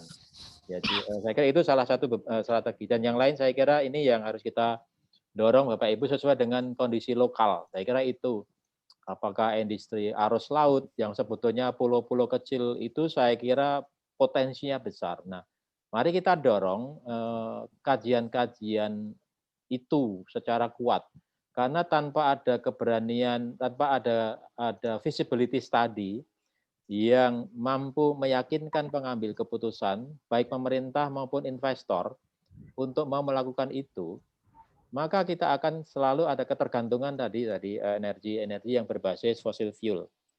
Sementara teknologi itu sudah available. Ya, saya pernah melihat satu pemanfaatan teknologi arus laut, bukan gelombang, arusnya. Jadi di antara dua pulau itu selalu ada akselerasi kekuatan arus di situ. Wajar kan, pasti ada bottlenecking lah ya. Di situ ada proses akselerasi energi yang sebetulnya biar dimanfaatkan. Nah, di sini juga perlu diintervensi dengan teknologi analisis kajian-kajian yang lebih visible, saya kira ini. Jadi konteksnya tentu visible. Nah, saya kira ini kita dorong lah, saya kira itu Pak. Terkait sampah, tentu sampah itu kan ada yang organik, yang anorganik. Tadi sampaikan ada yang dipakai di sampah plastik, biasanya ada yang itu ya, mencoba-coba meneliti menjadikan solar ya, bahan BBM ya. Secara life cycle itu tentu memperpanjang umur sampah, agar tidak sia-sia. Kalau plastik ditimbun di landfill, dampaknya kita sudah banyak sekali ya. Tetapi kalau itu dikolek, dipilah, dimanfaatkan untuk yang lebih bermanfaat. Mungkin tidak directly, Pak, saran saya. Mungkin perlu kita kembangkan, jangan sampai plastik langsung dijadikan solar. Ya. Tapi harus dimanfaatkan dulu, di recycle dulu untuk dihasilkan produk yang mungkin berbasis plastik juga. Banyak, saya kira kita sudah banyak. Ya kalau sehari-hari kan produk-produk ember ya, gantungan baju dan sebagainya. Tentu tidak pure sampah, mungkin dicampur dengan ya masih murni. Saya kira ini hanya masalah teknologi. Untuk pot-pot itu kan kebanyakan pasti 100% sampah plastik. Nah, tapi jangan langsung dibawa dibakar, Pak ya. Mungkin kalau memang sudah tidak bisa di-recycle karena terlalu tinggi residunya, pengotornya sudah terlalu tinggi. Nah, ini harus kita bisa manfaatkan untuk teknologinya itu dicairkan lah ya. Saya kira itu dengan tekanan tinggi ya. Kemudian sampah organik menjadi listrik ini juga berdampak positif. Kenapa? Pertama adalah kalau kita biarkan sampah organik akan menghasilkan metan. Metan itu kan intensitasnya lebih dari 21 kali. Dulu 21 ya kalau nggak salah. 21 intensitasnya dibanding CO2. Artinya kalau itu sampah organik, baik kotoran ternak, sampah organik itu kita biarkan begitu saja, bahkan dibakar, maka emisinya sangat tinggi ya. Kemudian bagaimana metan itu bisa kita ekstrak.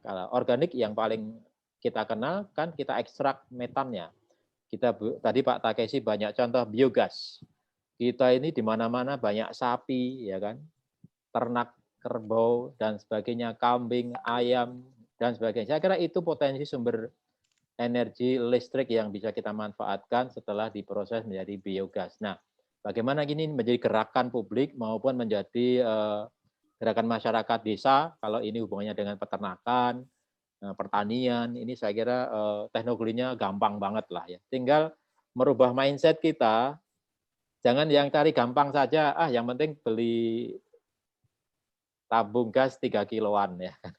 Yang mampu beli yang 12 kiloan. Padahal di sekitar kita ada sapi, paling enggak satu rumah bisa punya 3 ekor saja sudah cukup untuk kebutuhan sehari-hari. Saya kira ini gerakan ini kita dorong melalui kampus juga bisa. Misalnya KKN tematik. Kalau itu dilakukan saya kira luar biasa. Tidak terlalu teoritis tapi praktis, tapi manfaatnya dirasakan masyarakat. Air bersih juga sama. Air bersih ya untuk upaya-upaya pengabdian masyarakat, air bersih, tadi energi tadi ya, metan pemanfaatan sampah tadi juga banyak. Saya kira ini. Nah, kemudian bagaimana kita collect menjadi knowledge yang bisa diakses. Sekarang banyak YouTuber. Nah, teman-teman mahasiswa bikinlah YouTuber makin banyak itu. Jangan, saya lihat kebanyakan dari luar tuh, India bikin biogas ya kan, Bangladesh, Pakistan. Indonesia ini kita dorong tuh. YouTuber yang 5 menit, 10 menit itu luar biasa, dan saya kira banyak ruang semakin terbuka peran dunia pendidikan ke aspek praktek ya, baik langsung maupun tidak langsung sangat mendukung kebijakan pemerintah di dalam mengatasi dampak perubahan iklim ini. Dan nyata, masalahnya nyata itu kita harus yakini betul. Jadi itu saja. Terima kasih Pak Budi. Sama-sama Pak Arif. Ada tambahan Prof. Takama mengenai pertanyaan tadi? Dari Pak Iskandar. Ini oke. Oke. Saya harus dua, tapi. Oh iya, sibuk ya. Hampir selesai ya, tapi hampir selesai. Iya, nggak apa-apa. Kalau Prof. Takama mau apa? Oke, saya bisa. Oke, terima kasih. Bapak Ibu dosen, ada yang mau bertanya lebih lanjut? Karena Pak Budi biasanya tergelitik nih Bu Dahlia nih, kalau nggak menanyakan ini. Izin mungkin Pak Budi, saya izin. Silakan Bu Dahlia, silakan. Ya, mungkin terkait tadi saya tertarik tentang paparan Prof. Takeshi ya. Ya. Terkait kerentanan pertanian terhadap climate change ya. Gimana kan masyarakat Indonesia banyak juga yang bertani.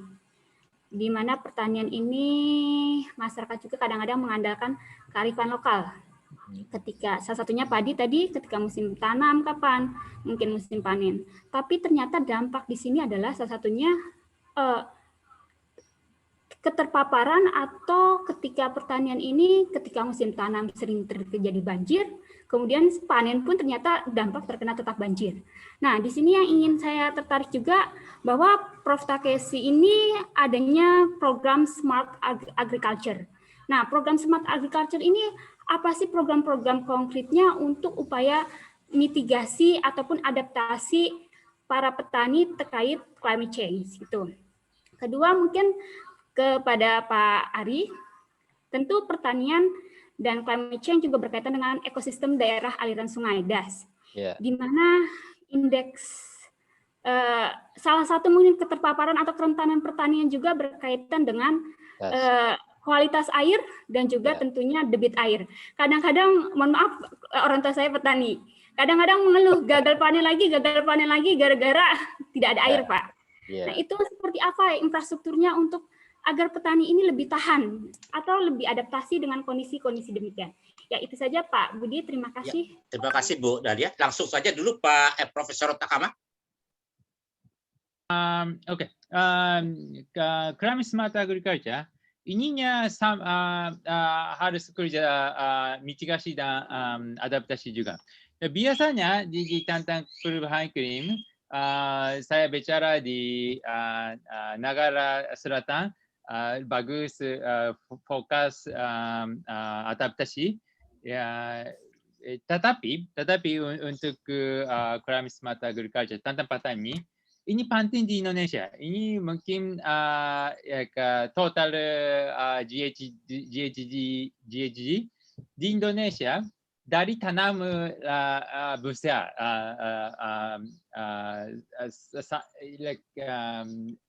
saya lupa, mungkin 30%, 40%, dan petaninya besar sekali. Contohnya, tapi mitigasi adaptasi kerja sama-sama. Contohnya, dari petani mungkin sangat besar, paling besarnya dari chemical fertilizer. Produksi chemical fertilizernya paling besar GHG dari agriculture di Indonesia. Jadi ganti ini kerja untuk mitigasi ya, dan sama-sama di waktu saya kerja petani saya lihat orang kerja sama organic fertilizer. Ini organic fertilizer, ya pakai organic fertilizer, tidak usah pakai chemical fertilizer ya. Dan ini bisa contohnya conserve lebih banyak air. Ya, jadi tanahnya lebih sehat. Jadi ini kerja untuk mitigasi, tapi ada hasil untuk adaptasi juga. Ya, jadi oke, short answer, ya harus kerja sama-sama. Di Indonesia ini penting kerja mitigasi, tetapi ini ada hasil untuk adaptasi juga. Terima kasih. Terima kasih, Prof. Untuk Pak Arif, silakan Pak. Ya, terima kasih Mbak Siti, Bu Siti ya, Dahlia. Ini dosen ya ini ya? Iya, Pak. Waduh, ini ujian saya ini kalau begini. Saya kira ya berbagi saja ya, saya tidak bermaksud. Jadi saya kira isu pertanian itu isu penting yang harus menjadi bagian dari kebijakan nasional kita, dan kita tahu dan kami sudah jadikan itu prioritas untuk ketahanan pangan. Kemudian DAS, bagaimana pengelolaan DAS? DAS kan fungsinya macam-macam ya tadi. Bagaimana menjaga paling ujung lah, bagaimana landscape-nya tetap terjaga, hijau, di situ ada sumber mata air dan sebagainya. Tentu intervensi memperbaiki DAS tetap harus dilakukan secara tepat. Saya bilang tepat karena bagaimanapun harus kita pilih lokasi yang tepat, mana yang memang berisiko tinggi dan punya implikasi besar terhadap fungsi pertanian, misalnya penyediaan air bersih, bukan hanya pertanian, tentu masyarakat. Tentu pertanian saja sendiri adalah menghadapi masalah yang kompleks. Selain dari sumbernya, yang kedua adalah kualitas.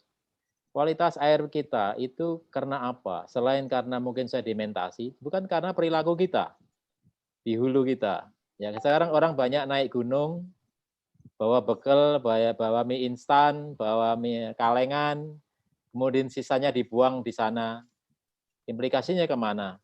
Kualitas das kita, itu yang perilaku kita di hulu. Di tengah, samalah, kita buang sampah, buang macam-macam, kalau banjir kesempatan, buang kasur, dan sebagainya. Ya, sampah-sampah luar biasa. Ini masih sangat berat.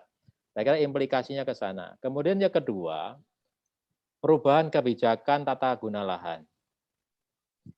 Kita tadi saya sampaikan indikator demografi ini kita tetap harus menjadi perhatian bagaimana kebijakan penggunaan tata guna lahan, bagaimana kebijakan konservasi lahan produktif di Kementerian Pertanian. Tentu ini berat pekerjaannya, karena petani-petani kita ini terpuruk dengan berbagai masalah, ya. Diiming-imingi dengan harga yang mahal, dijual akhirnya jadi pabrik, jadi real estate. Ya enggak? Itulah kondisi sosial ekonomi yang harus kita pikirkan secara integrated. Bukan Kementerian Pertanian saja yang harus mikirin. Wong lahannya dijual, siapa yang punya kewenangan di situ? Pak Arief, daripada saya susah-susah nyemprot, belum tentu nanti kebagian panen, saya sewakan aja tanah saya ke perusahaan. Itu contoh sederhana yang saya hadapin. Disewakan 20 tahun, per tahun dia dapat pendapatan udah rutin dia tabung.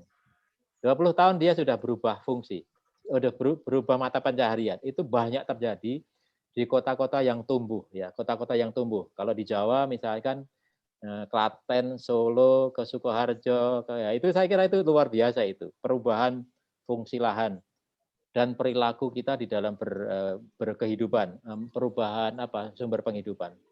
Belum kualitas lahan pertanian. Tadi kan banyak faktor. Nah, ini juga harus kita kontrol, kita analisis sehingga kondisi lahannya seperti apa, kualitasnya. Apakah tepat dengan tanaman yang sama dibanding 30 tahun yang lalu dengan adanya perubahan iklimnya? Saya masuk di situ. Contohnya adalah di Batu Malang, di Malang dan sekitarnya, kita tahu di situ adalah dominan dengan jenis tanaman buah apel. Produktivitas sudah turun drastis menjadi dari 200 kilo per pohon rata-rata, sekarang tinggal 20 kilo per pohon. Mereka harus kita pikirkan solusinya. Switch, ganti tanamannya, karena suhunya sudah makin tidak kondusif, perubahan iklim juga kan. Slow onset, jadi itu karena perubahan suhu yang sifatnya pelan, slow onset. Nah, sehingga mereka harus kita ubah pola pikirnya, edukasinya, yang harus berubah. Mungkin kalau padi sudah nggak cocok, Bu Siti, mungkin ganti yang lebih cocok. Apakah jagung, apakah padi atau kedelai?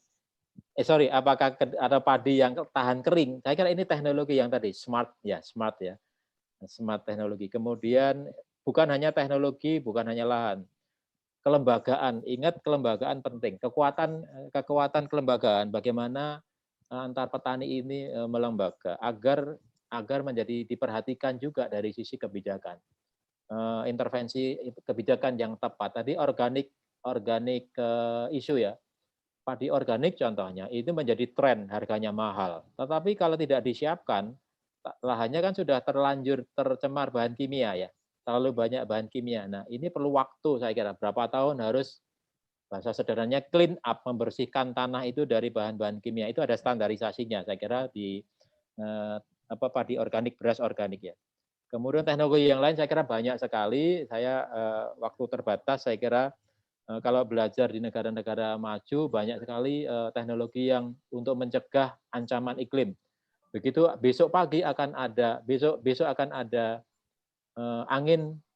angin kencang, maka hari itu juga itu petani itu sudah membuat windscreen barrier. Itu tanaman gandumnya itu langsung ditutup sehingga tidak rusak karena angin kencang. Itu saya lihat sendiri waktu itu. Amazing ya. Artinya teknologi bisa kita, nah hanya adalah siapa yang mau membantu itu? Kalau petani kan duitnya terbatas. Nah, disitulah peran kebijakan keberpihakan ke petani yang harus kita terus perbaiki. Saya kira itu ya. Greenhouse saya kira kita sudah banyak kita kenal. Kalau sudah tidak bisa teknologi yang biasa, teknologi greenhouse mungkin memperbaiki untuk jenis-jenis tertentu. Misalnya itu kan yang kita lihat. Irigasi juga sudah banyak teknologi irigasi yang kalau di daerah kering kita kenal ya, irigasi tetes, ya, sehingga efisien di dalam penggunaan air untuk pertanian dan sebagainya. Saya kira banyak sekali Bu Siti, tetapi begitu kompleksnya sekali lagi ini yang harus kita dukung lah dengan kajian ya, perlu kajian. Karena kalau curhatnya tidak ditulis wilayah mana dengan intervensi apa yang tepat, akhirnya bingung pemerintah daerahnya, kepala dinasnya, saya harus ngapain? Nah, analisis ini penting dalam konteks adaptasi kerentanan. Indikatornya apa saja untuk petani padi, indikator untuk petani hortikultura, pasti beda ya kan, indikator untuk DAS yang berhubungan dengan pertanian dan sebagainya. Saya kira ini yang perlu dibantu Bapak Ibu sekalian di level tapak, di level petani, supaya memang ada solusi lah yang tepat. Ya, saya kira itu. Yang lain-lain saya kira banyak banget nanti insurance, ya, kebijakan asuransi. Kita dengan Pak Budi sudah pernah kan punya proyek asuransi untuk petani padi. Pernah ada perusahaan asuransi yang gagal karena informasi perubahan iklimnya terlalu pendek. Hanya akibatnya apa? Perusahaannya rugi, perusahaan asuransinya rugi karena harus mengganti premi yang memang aturannya harus dibayar karena melebihi threshold ya Pak Budi ya. Threshold-nya tercapai, tapi ternyata petani itu tidak terdampak. Padahal curah hujannya sudah melewati threshold. Artinya ada sains yang harus kita perbaiki. Kenapa? Berarti prediksinya, proyeksinya, indikatornya itu kurang akurat. Gitu. Itu contoh konkret yang harus kita bantu tuh di dalam proses sainsnya. Jadi data historisnya harus lebih baik supaya modeling proyeksinya lebih akurat, kira-kira seperti itu. Bukan hanya satu model, makin banyak model semakin baik. Saya kira itu teman-teman geografi paham sekali itu ya. Jadi ensemble modeling di level tapak, bukan nasional saja. Di level tapak nih masalahnya. Kalau nasional banyak, tapi di tapaknya yang mungkin juga kita perbaiki lah ya. Saya kira PR kita cukup banyak. Nah, saya kira sinergi itu yang harus kita terus perbaiki sama-sama. Mudah-mudahan ini membuka pintu kita untuk lebih erat lagi lah dengan berbagai kompleksitas tantangan kita. Terima kasih. Baik Pak Rep, wah ini benar-benar seperti kuliah nih Pak Rep. Mantap ini. Baik, waktu juga yang membatasi diskusi kita hari ini. Diskusi menarik dari Profesor Takeshi Takahama from Bali dan Pak Arif dari KLHK.